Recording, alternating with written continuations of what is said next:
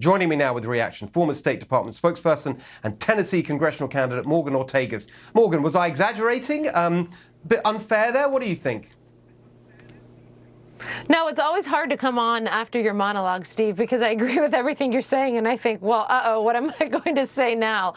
Listen, I think if we can sort of push back a little bit and try to contextualize globally what Biden and his team are doing. I've said this for a while, that I think that they are still living out a 1990s view of the world foreign policy. So what do I mean by that, right? You think these people were probably, junior, maybe mid-level, not as senior as they are now in the Clinton administration. They all worked there. They had the view of the world, which was, a post-Soviet Union world. The United States was the lone superpower, and you were able to sort of have this maximalist foreign policy view in the 1990s. Well, the whole world has changed since then, but yet the thinking of Biden and his team, in my opinion, is still stuck in the 90s in the sense that they're not willing to make the hard choices and the payoffs that you need to make.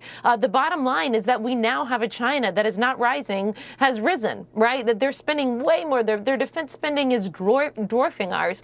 You also have an administration that their foreign policy and their rhetoric is so discordant.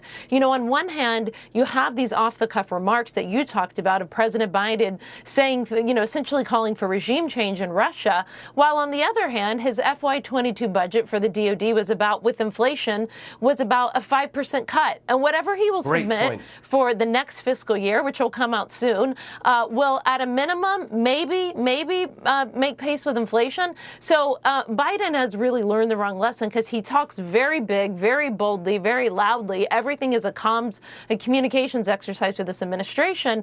But when you start to peel back the layers, Steve, there's actually no teeth behind the bark, right? It's just a very loud bark. And I don't say that delighting in the fact that this administration is failing. I say that very much worrying, right? I worry about our state around the world. I worry when North Korea is testing these ballistic missiles, as they just did, as you just talked about. I worry whenever I see China testing hypersonic missiles, and Putin being willing to do something that he never was willing to do under President Trump, and that is to start a ground war in Europe.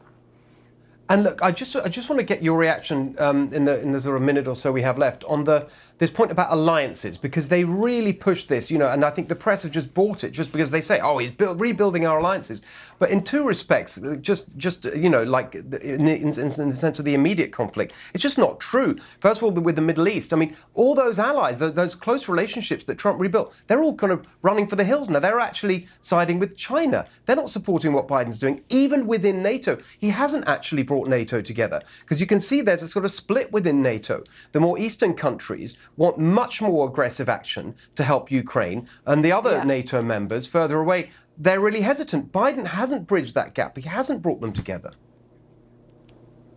Well, Steve, listen, we need to go back to the good old days of your show about 4 years ago, when I used to fly out to LA and we could spend the whole hour talking about this stuff. But in the meantime, I'll keep it very concise. And I think that the best way to look at alliances is just what you're talking about when you were just talking about Iran. Remember that when we put the maximum economic pressure campaign against Iran, that means that we took several million barrels of oil off of the market from Iran.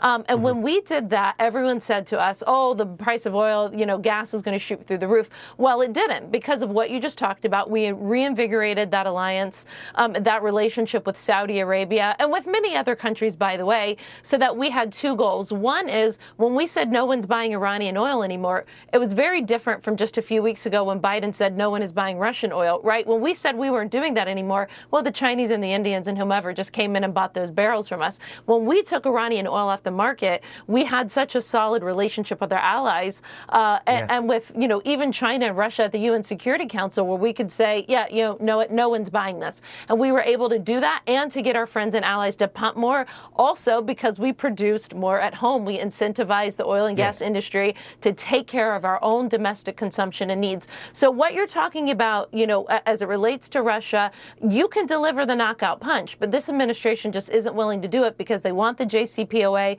the Iran deal, more than they actually want to hold Russia accountable.